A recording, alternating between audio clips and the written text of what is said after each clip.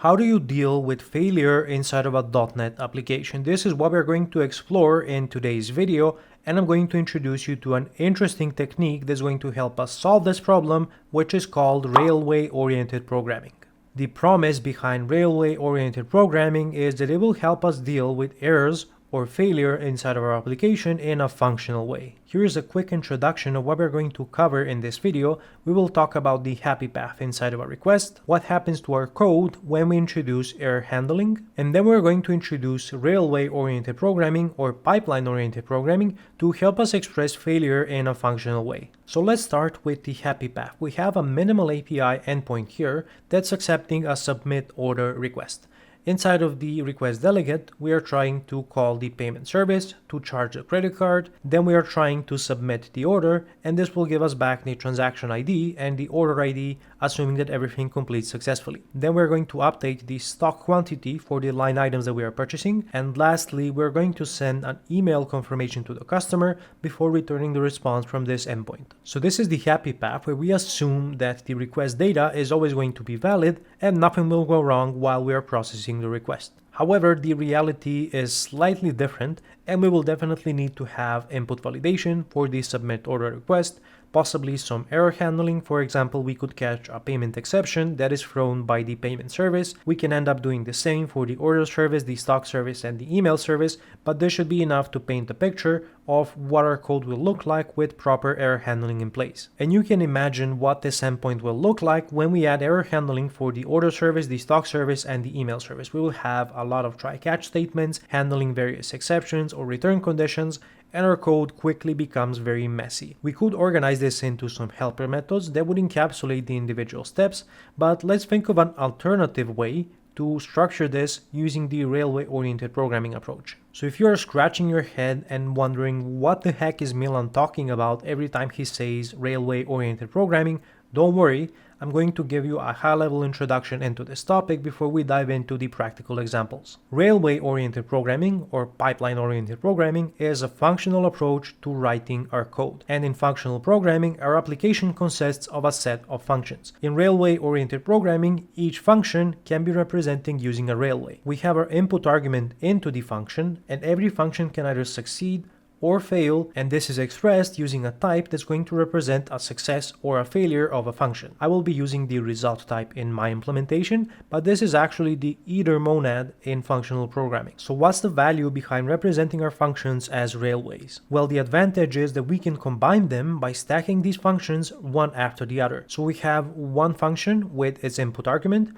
producing either a success or a failure. If it succeeds, we're going to chain a call to the next function, which is going to process this argument and produce again a success or a failure. And if we get a failure in the previous step of the railway, we are going to short circuit and immediately continue to the failure path of the next function. And we can continue stacking as many functions as we need to implement our program. This is what our API request is going to look like when we apply the railway-oriented approach, and we are going to express every step in the request as a function inside of the railway. And now let me show you how we are going to implement this. So here is our API request for submitting an order. We're first going to validate if we have any line items. We're going to check if we have enough stock. We will try to charge the customer's credit card, and if this succeeds, we're going to submit the order, update the stock quantity for the line items, and send a confirmation email to the user before returning the response. So let's see how we're going to express this using the railway-oriented approach. And the first thing we need is a result object that's going to represent either a success or a failure of an individual function in the railway. Now, in order to save us some time, I'm going to introduce this type right away, and we're going to examine what we have here. The core abstraction in the railway-oriented programming approach is the result class. In this example, I'm using a generic result type that has two private constructors. One is accepting the value that's being encapsulated by this result, and another constructor is representing an error that represents the failure for this result type. These values are exposed using properties on the result class, and we have two factory methods, a success and a failure method, accepting a value or an error. So this is a very simplified implementation of the result class. If you watch some of my previous videos, you will notice that I often use the result type, and the implementation is a bit more robust, but this is enough to showcase the railway-oriented approach without bothering ourselves with additional complexity. Another thing that we will need is a record to represent an error. This could also be an enum, but using a concrete type like an error gives us more flexibility. For example, we can express the error type, we can introduce an error description, we can introduce a unique code, as I often do in some of my other videos. So this is the approach that I'm taking here. I'm also noting that you don't necessarily need to implement all of this from scratch. There are many open source libraries that allow you to access some form of this construct. For example, the fluent results pattern, the Ardolist results pattern, the one-off library is also useful, the error or library. So all of these are some of the options that you could consider. However, I'm rolling with my own implementation here for this example. So let's start by implementing our first step in our request using the railway-oriented approach. What we want to do is to extract this step that's validating the line items into a function that's going to return a result. So let me go ahead and create a static function that's going to return a result, and I need to give it some return type. So let's use this submit order request. I'm going to call this function validate line items, and it's going to accept the submit order request as the argument. And then I'm just going to check if there are any line items present on the request. So if request line items any, we can go ahead and return a success result. So I'm going to say result submit order request, and let's call this success method, and I can pass in the request as the value. Otherwise, we need to return a failure because we obviously don't have any line items. So I'm going to say result submit order request failure, and we need to return some error. I already have a few predefined errors, and I'm going to use no line items in this case.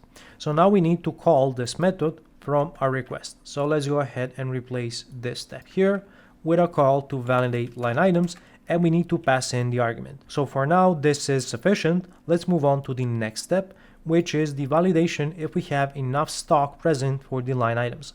So let's use the same approach. I'm going to create another static method that's going to return a result of a submit order request. Let's call it validate stock, and is going to accept a submit order request as an argument. And then what we need to do inside of this method is similar to the validate line items method. So I'm going to say return stock service is enough stock. We're going to pass in the line items to this method, and then if this returns true, I can say I want to return a success result. So I'm going to say result submit order request success, and just pass along the request. Otherwise, I'm going to return a failure result. So I will say result submit order request failure, and I need to return an error. I already have a not enough stock error, so that's what I'm going to use here. And let me just fix the code structure here to the format that I want to use. So we have our second function in the railway. So let's go ahead and call it. I'm going to replace this call here with validate stock, and we need to pass in a request. And now we run into our second problem, and this is how do we connect the individual steps inside of our railway. What we want to achieve is to be able to somehow chain the calls for these methods one after the other. So I want to be able to call validate line items and then chain a call to validate stock. If the previous function was successful, this is going to execute the happy path of the next function in the chain. Otherwise, it's going to short circuit and just return a failure result. So what we have to do is to introduce another function that's going to allow us to chain these results together. So I'm going to create a static class that's going to be called result extensions, and I'm going to define an extension method inside that's going to be called bind. And this is an essential function for implementing railway-oriented programming. Let's examine what we have here. This is an extension on the result type, which is what we expected, but it has another argument, which is the bind function. And this function takes in the value of the input result, and it produces another result with a different type. In the body of this method, you will see that the bind function is only called if the input result is successful. Otherwise, we're just going to return a respective failure result, and we're going to pass along the error of the input result. So we are short-circuiting in the failure case, which you can recall from our railway diagram earlier, and in the success path, we are executing the bind function. So what is that going to look like inside of our request? After we get a result from the validate line items method, we can call the bind method, and then I can use it to execute my next function in the railway, which is validate stock. So this is how I can chain the two functions together to produce a railway. Then the next step that we have is very interesting because we are calling the payment service which is being handled inside of a try-catch statement because it could throw a payment exception. If we get an exception, we return an internal server error, and in the happy path, we are going to assign a value to the transaction ID variable. So how would we implement this inside of our Railway? Well, the answer to most things in functional programming is you just add another function.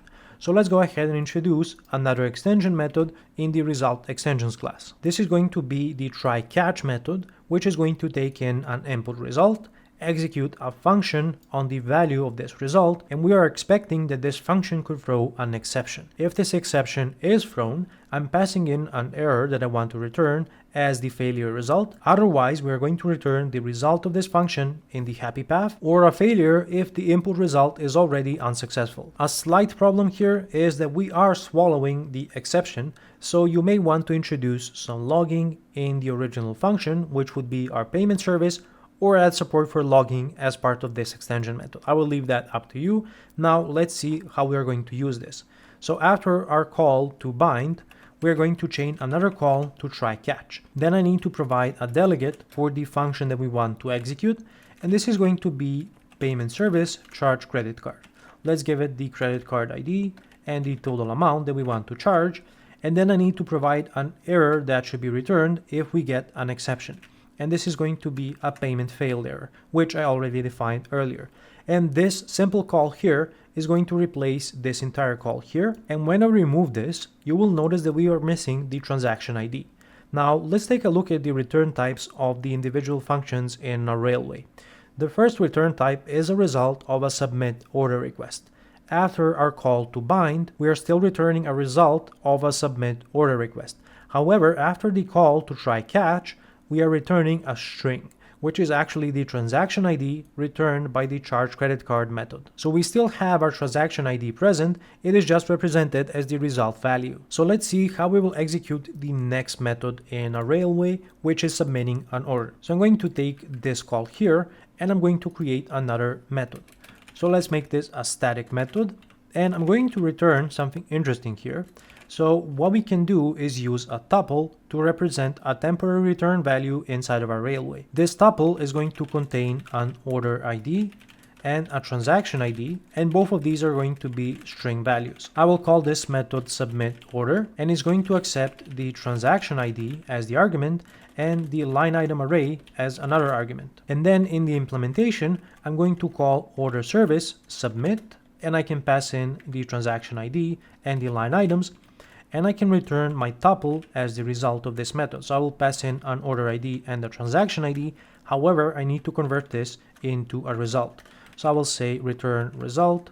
I need to pass in the tuple again, which I'm going to copy, and I will call the success method and pass in my tuple value. So let me just copy my tuple definition and specify it here as the generic argument, and this is how we will implement the submit order method.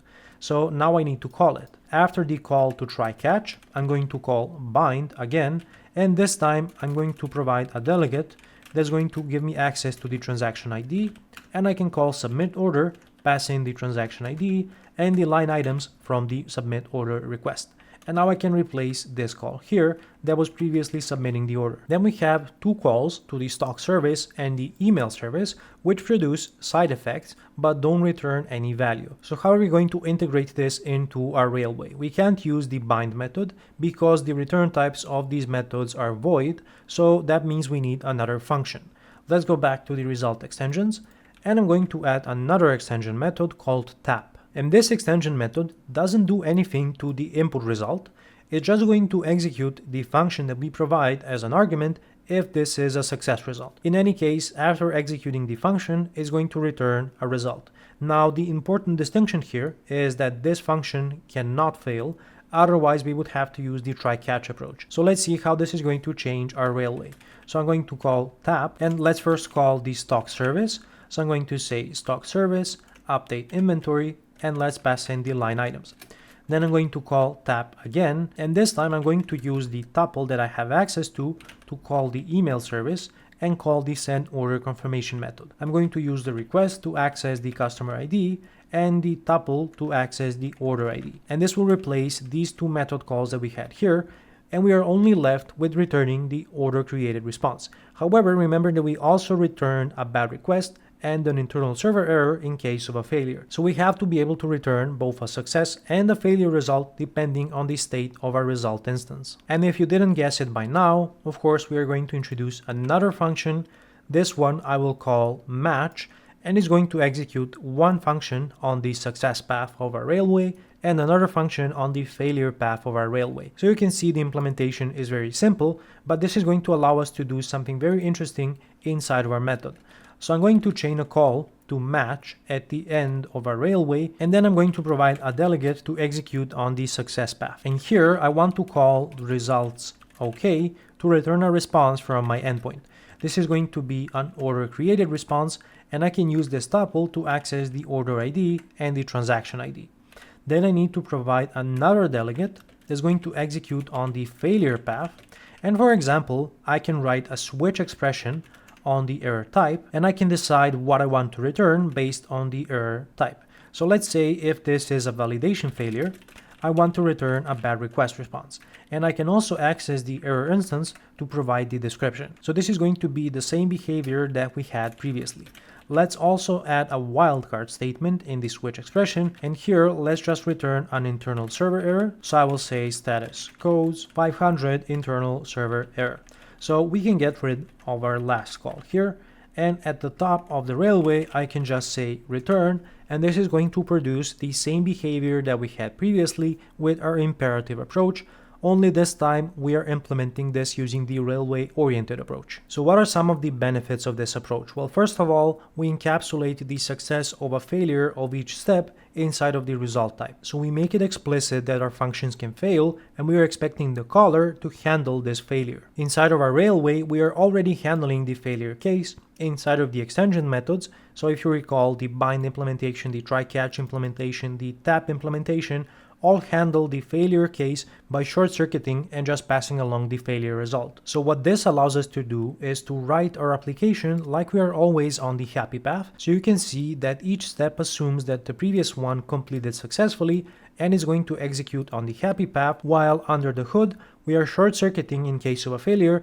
and immediately proceeding to the last step inside of the railway, which is going to be the match function, and is going to handle the failure case and return an appropriate result. I already know I'm going to get flamed in the comments for what I'm going to say next, but I think that the railway-oriented approach is more readable. And what I mean by this is that our program should be readable like a sentence. This is very similar to how you would write a link expression, which also follows the functional approach. Now, if you find this approach less readable, as I expect some of you will, just consider for a moment if it's a matter of familiarity with functional programming. As with any concept in software engineering, there are always pros and cons, and I want to highlight some of the drawbacks of using the result pattern with railway-oriented programming. Although I generally recommend using the result pattern to express failures inside of your applications instead of throwing exceptions, you shouldn't be using the result pattern if you really care about the exception stack trace. You also shouldn't use the result pattern if you don't plan to handle the failure. In that case, it's much better to throw an exception and let the program either fail or handle the exception in a global exception handler. Another aspect that you will have to consider when using the result pattern is performance, and mainly this is going to come from a lot of additional function calls, which is always present when you are using a functional approach. And an additional drawback of using the result pattern is increased allocation from creating many instances of the result object. And lastly, you don't want to use the result pattern if you can't recover from a failure. Instead of returning a failure result that you don't know how to handle, it's much better to throw an exception and force the caller to handle this exception somehow. If you want to learn more about the railway-oriented approach, I'm going to leave some useful resources in the description of this video. And if you enjoyed this video, then you should watch this video next. Check out my modular monolith and clean architecture courses, subscribe to my Patreon to access the source code for this video, and until next time, stay awesome.